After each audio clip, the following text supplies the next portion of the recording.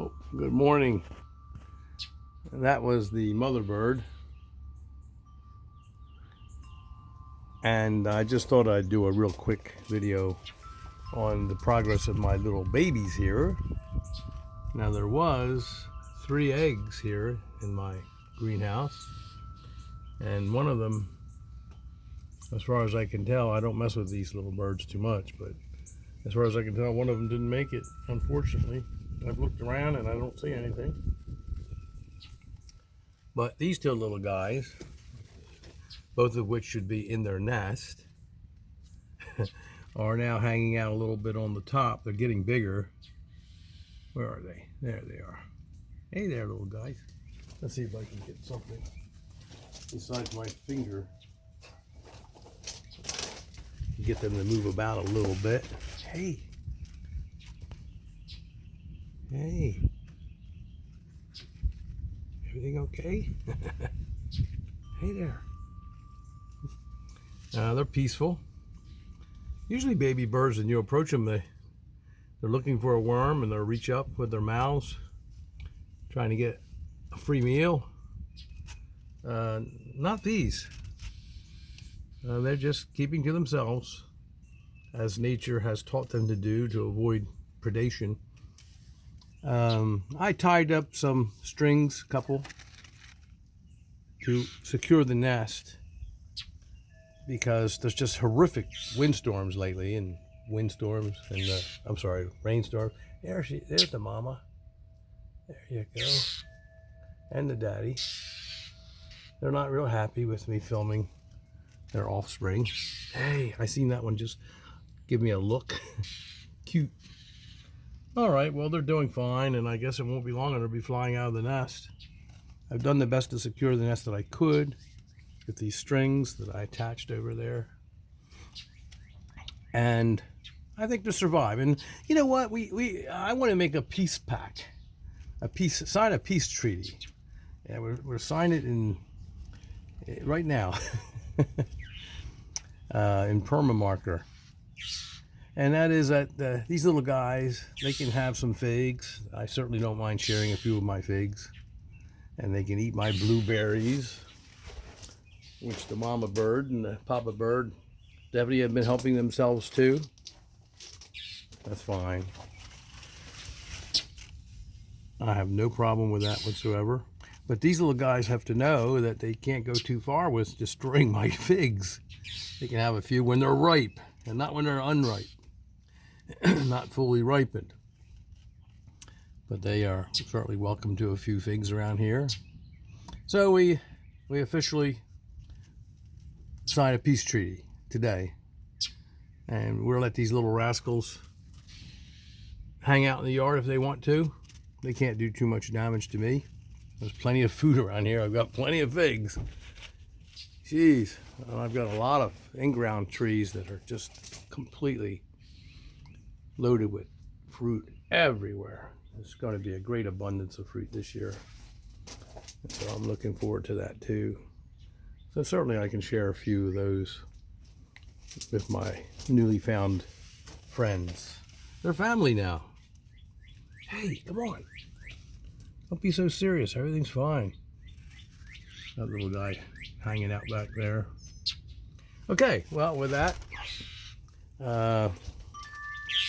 maybe I'll do a real quick walk around. I've got some my beauties here. I just love my fig trees, all of them. And let's face it, I'm just a die-hard fig fanatic. I always will be, always have been. Maybe I'll include in this video very quickly. These trees are completely acclimated. I was away for a little while. They should have been planted into the ground or wherever. I need to maybe up pot a few of them. But they're fully acclimated under this huge maple tree, and I never lost a leaf. They're just doing really well, and I've done 3 batches of these, and most of which have ended up in the ground permanently. And here I've neglected my garden. I was away for a while on short vacation, and it's growing like crazy. And I've got lots of my favorite Hungarian wax peppers in the garden, and Swiss chard, which is just beautiful and very, very nutritious, and I'll be picking some of that. My cucumbers are doing really well. I got to reroute those vines and strap them up on the fence there, but they're just doing really well. And my tomatoes are just fantastic. They're doing really well. These I'm going to take out. These are extras just in case there was any problems. Sometimes the cutworms will take a small tomato tree, some tomato plant, and cut it off at the bottom. So I keep a few extras here and there. I'll be removing them entirely because these tomatoes are going to produce an abundance of tomatoes. And in the back, the taller ones are Super Sweet 100s, which I grow religiously every year. My wife and I love them in salads. Super Sweet 100. They're tiny little cherry tomatoes, and they are delicious, and I highly, highly recommend them. The others here are Big Boy and Better Boy, and you can see how vigorous they are. And they'll be producing a great abundance, and I'll be putting in my late tomatoes pretty soon too.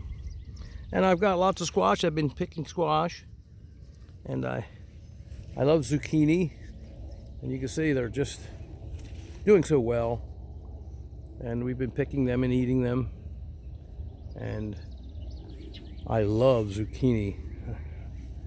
There's so many different ways of preparing it, and one of them is my wife Debbie. She knows how to prepare a pasta meal using zucchini and olive oil and garlic and everything that goes with it. And I just love my zucchini and pasta, but all the different ways. And I guess my favorite way is just simply cutting it up in slices and frying it, which I've put in previous videos before. I love fried zucchini. It's just delicious in pure olive oil. I love it. Always remember to get first cold pressed olive oil, and there's many olive oils that are kind of like, I'd say, rip-offs on the market. Be careful, they come from China, or they blend them, they're blends, and you can't rely on their consistency. Don't buy those. There's several sources available where you can go online and find out what some of the more reliable brands are, like at Trader Joe's. And we do like a certain Greek, we do prefer a certain Greek olive oil that we get at Trader Joe's, and it's guaranteed to be 100% olive oil. So with that, I don't think I'll go any further. Oh well, I could go meander over to my fig garden. A lot of the newly planted trees are just doing so well, I'm happy to say. And I will be making a video shortly where I will just quickly walk through all of my fig trees. It's hard to do that because there's so many of them all over the place, and they're all doing so well. But I would like to go over some of the varieties with you and give you a progress report and update, because all of them they're flourishing. They're doing very, very well. And I'm looking forward to an abundance of fruit in several locations from my in-ground trees and my potted trees.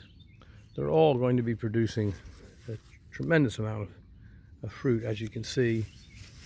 And I will be posting some updates occasionally and going over some of the varieties and some of the fruits. I really need to do that because I've heard some things about certain varieties where they say that they've replaced Celeste and they feel that they don't need to grow Celeste. You know, I completely disagree with that.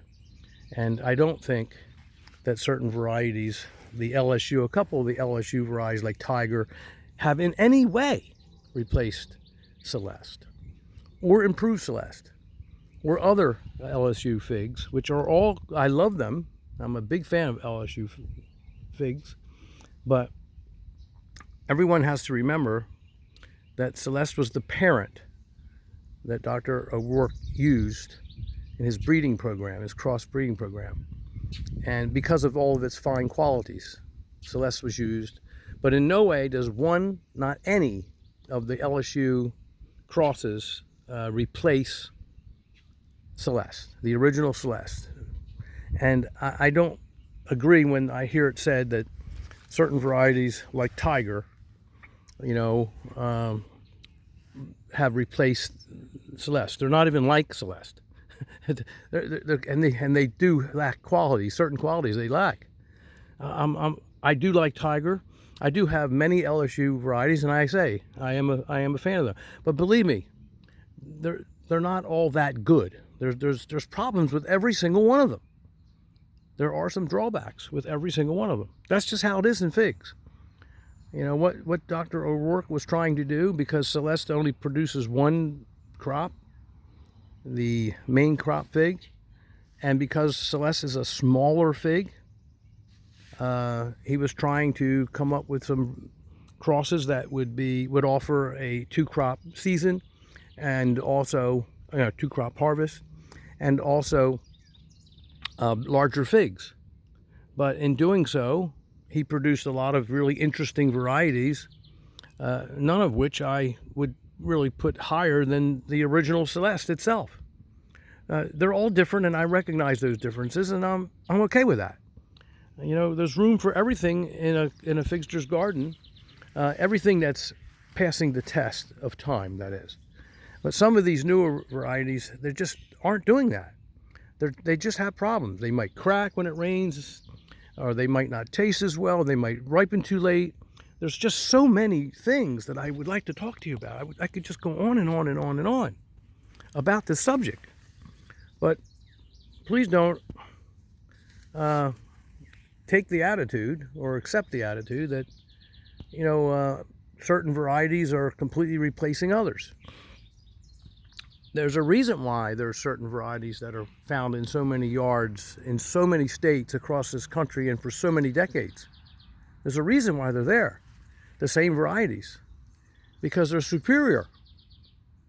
They're superior. That's why they're there. They're reliable. They're dependable. And growers love them. Okay? And that doesn't take away from the LSU or any other varieties. It doesn't take away from the good ones if you can find a few here and there. By all means. But some of these original varieties, I feel, are so undervalued. And, of course, other varieties are being sold for huge amounts of money. But are they going to perform like some of the older and more reliable varieties that have withstood the test of time? And by the way, they don't cost as much. Is that just an interesting coincidence? I don't think so. They're not pushed very hard, and they're common, and they're inexpensive. But should they be? Should they be touted? Should they be, championed? Should they be held up for their great qualities and reliability and satisfaction to the general population as far as being growers? Well, you answer that question. I think it's obvious. So, yes, I do have a lot of varieties. I've been cutting down on my varieties. I find it interesting, but only as interesting as I have time to entertain myself in doing so. And after a time, the practical approach has to be the dominant approach. You have to be practical. Above all else, I have learned over the years to be practical. Okay, and so I've reduced the number of varieties, and and I would advise many certainly newcomers to not delve in too deeply immediately by getting involved with countless varieties of fig trees, because depending on your location and your zone, you could be just chasing a wild goose, and many people are chasing wild gooses. You can find reliable varieties of figs that will do the things that you want them to do, that will reach your expectations when you get into this hobby. And that's my advice. My best advice is to seek out those varieties that have been time tested, time proven, that have withstood the tests of time. And I think if you do that, you will be very, very happy that you did. You'll be saving a lot of time, a lot of effort, and a lot of money if you do that. And there are some wonderful, fabulous varieties that can grow in almost, some of them are very adaptive to certain zones, even higher zones where it's warm all the time. And those are the varieties that you really should seek out, okay?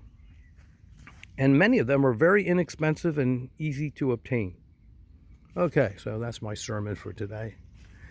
With that, now I really do have to get going. I've got a very busy agenda today. Good day.